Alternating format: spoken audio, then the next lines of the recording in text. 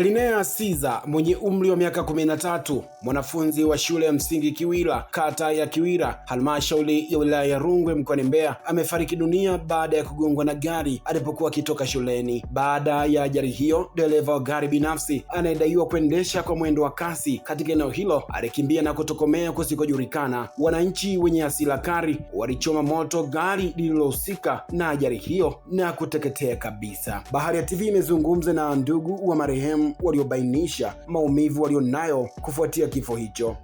Kwa majina naitwa Boniface Usaje Mwasomola. Mimi ni mjomba wa marehemu.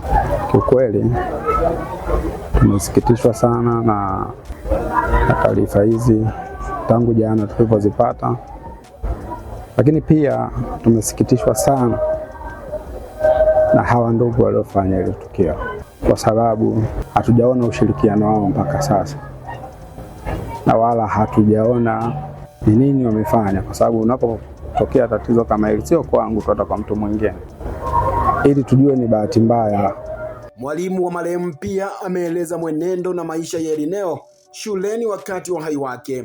Kwa majina yangu naitwa Mwalimu Salome Joseph Ngogo, ni mwalimu wa shule ya msingi Kiwira. Niko hapa kwa muda mrefu kidogo. Mwanafunzi aliyefariki kwa majina yake alikuwa anaitwa Elinea Siza Pandisha. Tulimpokea akihamia kutoka Kigoma, hapa alipokelewa akiwa darasa la 3 na mpaka sasa alikuwa darasa la 6.